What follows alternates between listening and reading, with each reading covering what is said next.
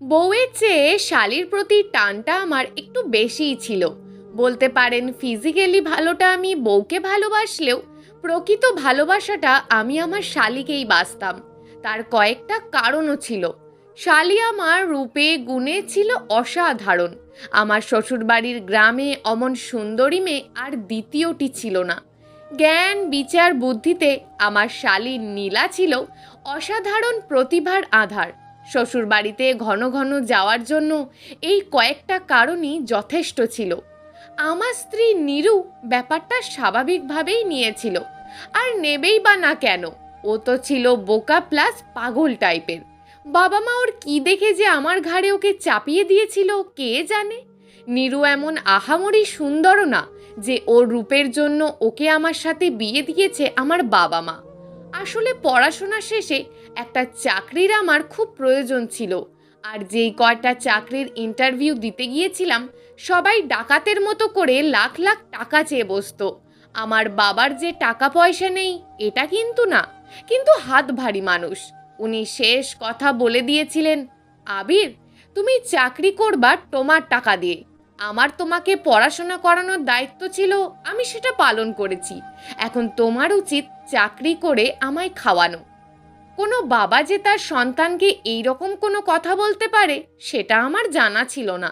যাই হোক, এত করেও যখন কোনো চাকরি পাচ্ছিলাম না, তখন এক বন্ধু আমায় বলল, এত চাকরি খোঁজা বাদ দিয়ে একটা বউ খোঁজা শুরু কর, দেখিস চাকরি আপনা আপনি চলে আসবে। চাকরি বুঝি আমার শ্বশুরের সম্পত্তি হবে, তাই না রে, যে হেঁটে হেঁটে চলে আসবে? আরে চাকরি না আসুক, চাকরি পাওয়ার টাকাটা তো আসবে, বুঝিস নি? মানে কি বলিস? আরে তুই তো আর কম পড়াশোনা করলি না। এখন তোর হাতে কি কোনো ভিক্ষুকের মেয়েকে তুলে দেবে নাকি? শ্বশুর বাড়ি থেকে তুই দাবি করে নিবি যে আপনাদের থেকে আমরা কিচ্ছু চাই না, শুধু 5 লাখ টাকা দিতে হবে আমাদের। মাথায় কি তোর কিছু আছে নাকি গেছে? 5 লাখ টাকা দিয়ে আমি সরকারি চাকরি পাবো, আর তারা যে আমায় 5 লাখ টাকা দেবে এর কোনো গ্যারেন্টি আছে? আর তাছাড়া যৌতুক নিয়ে আমি বিয়ে করতে পারবো না। সরকারি চাকরি না হোক বেসরকারিতে ঢুকবি। এখন তো বেসরকারি চাকরিতেও হাজার রকম ফেসিলিটি দিচ্ছে, তা দিক, কিন্তু আমি যৌতুক নিতে পারবো না। ওরে আমার ঘুঘু, সাধু সাজছিস নাকি যে যৌতুক নিবি না?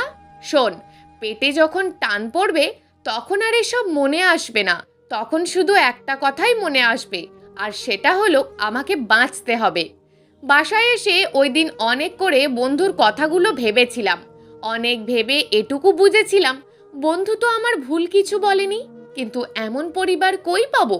আর চাকরি ছাড়া বাবাকে বলবোই বা কেমনে যে বাবা আমি বিয়ে করব? যা হোক, সেই বন্ধুকে আমার দ্বিতীয়বার প্রয়োজন হয়েছিল, তবে সেটা আমাকে বোঝানোর জন্য না, আমার বাবাকে আমার বিয়ের ব্যাপারটা বোঝানোর জন্য। বাবা প্রথমে রাজি না হলেও পরে মা আর আমি মিলে চাপ দিলে বাবা রাজি হয়ে যান এবং ঘটক লাগিয়ে দেন। ঘটক লাগানোর 1 সপ্তাহ পরেই আমরা নীরুদের বাড়িতে গিয়ে উঠি।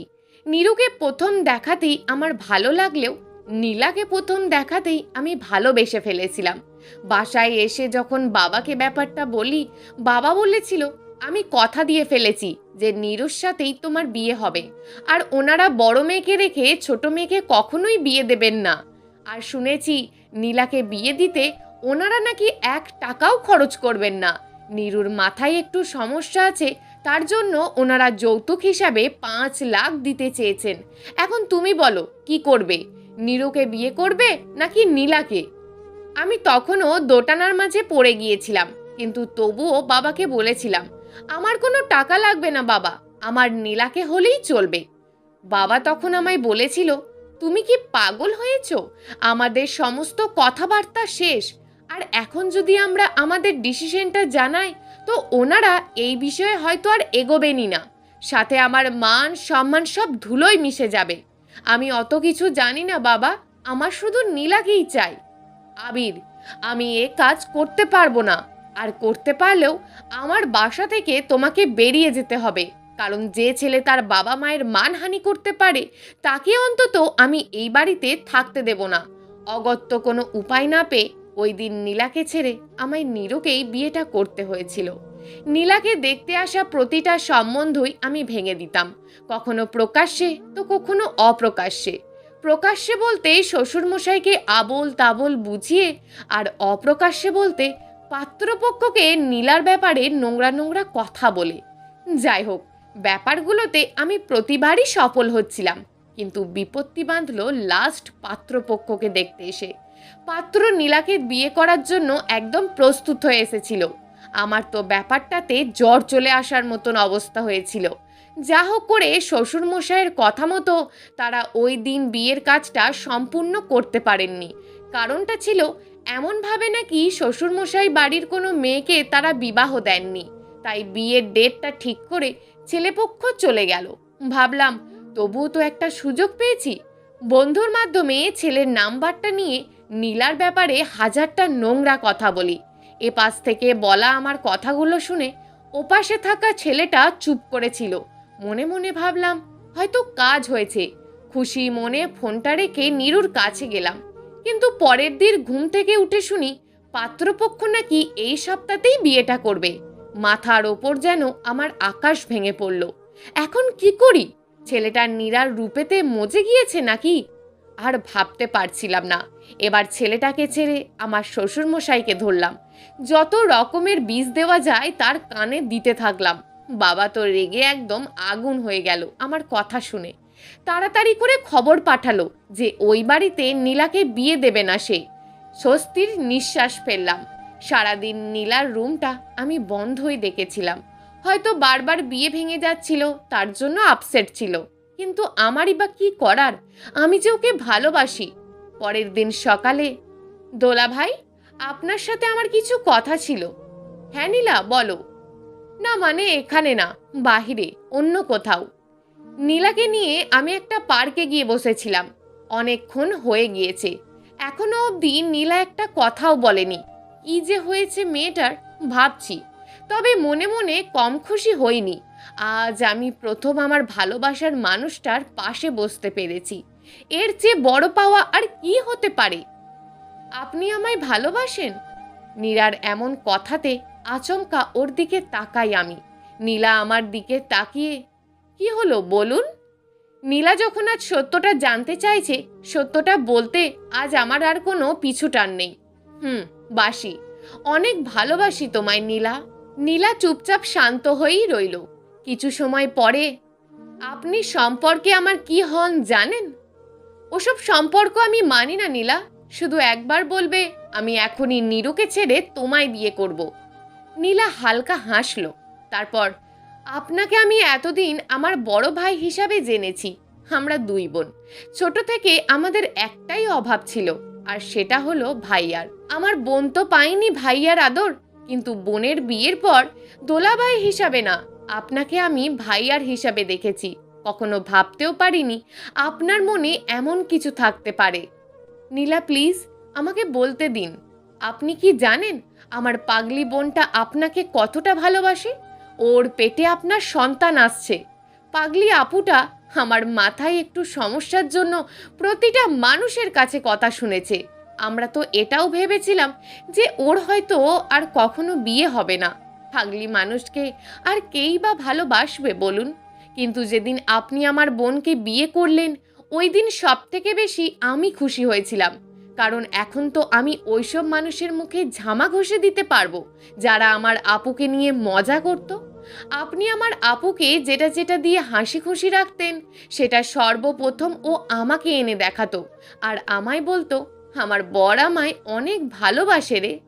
নীলার কথাগুলো শুনে কেন জানি আমার অন্তরটা বারবার কেঁপে উঠল। আর আপনি বলছেন আপনি নাকি আমাকে ভালোবাসেন, তাই না? আপনি যদি আমাকে সত্যি ভালোবাসতেন তো সব কিছু উপেক্ষা করে আপনি আমায় বিয়ে করতেন। আর আপনি আমায় সত্য ভালোবাসলে আমার আপুর সাথে আপনি ফিজিক্যাল রিলেশনও করতেন না। একটা কথা বলি আবির ভাইয়া, আপনি যেটাকে ভালোবাসা বলছেন সেটা আসলে ভালোবাসা না। হয়তো আপনি আমার প্রতি মোহিত, জানি না কোন কারণে, কিন্তু এতটুকু নিশ্চিত রাখুন যে এটাকে অ্যাট্রাকশন বলে। আর ভালোবাসা কাকে বলে জানতে চান? পাশ থেকে রাহাত এসে দাঁড়িয়ে পড়ল। ভালোবাসার মানুষটা একে বলে, যাকে আমি 4টে বছর ধরে জানি, আর যে আমার ব্যাপারে আপনার মুখ থেকে নোংরা কথাগুলো শোনার পরেও আমায় ছাড়েনি। লজ্জায় আমার মাথা নিচু হয়ে গেছিল ওদিন। তবে ওই দিনে নীলার বলা প্রতিটা কথা আমার বিবেককে জানিয়ে দিয়েছিল আমি এতদিন কতটা বড় ভুল করে এসেছি। নিজের পাপের প্রায়শ্চিত্তটা আমি নীলুরকে ভালোবাসার মধ্যে দিয়ে আর নীলাকে বোনের মর্যাদা দেওয়ার মধ্য দিয়েই করেছিলাম। নীলার বিয়েটা আমি রাহাতের সাথে নিজ হাতে দিয়েছিলাম একজন বড় ভাই হিসাবে। বাবা প্রথমে ব্যাপারটাতে রাজি না হলেও আমি বাবাকে বুঝিয়ে বলেছিলাম। বাবা আমার কথার ভরসাতেই রাহাতের সাথে নীলার বিয়েটা দিতে রাজি হয়। প্রায় 9 মাস পর আমার কোলেতে এখন আমার ছোট্ট পরীটা শুয়ে আছে, আর পাশের বেডে শুয়ে আছে আমার পাগলি বউটা। আমার পরীটার দিকে তাকিয়ে থাকতে থাকতেই আবার 9 মাস আগের ওই নষ্ট সময়গুলোর কথা আমার মনে পড়ে যায়।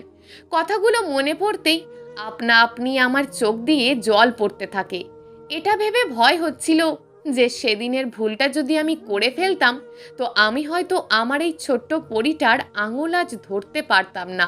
সৃষ্টিকর্তাকে ধন্যবাদ, তিনি আমায় সৎ পথ দেখিয়েছেন। আর আমার বোন নীলাকে অনেক ধন্যবাদ জানাই যে ও আমার চোখ খুলে দিয়েছিল। কপালের নিচে থাকা 2 চোখ না, অন্তরের চোখ, যার মাধ্যমে আমি বুঝতে পেরেছি সম্পর্ক কাকে বলে। প্রিয় দর্শক, এই গল্পটা আপনাদের কেমন লাগলো তা অবশ্যই একটি কমেন্ট করবেন। আর যদি গল্পটা আপনাদের ভালো লেগে থাকে তাহলে ভিডিওটিতে একটি লাইক করে দেবেন এবং এই ধরনের ভিন্ন স্বাদের গল্প শোনার জন্য চ্যানেলটিকে অবশ্যই সাবস্ক্রাইব করে আমাদের সঙ্গে যুক্ত থাকুন।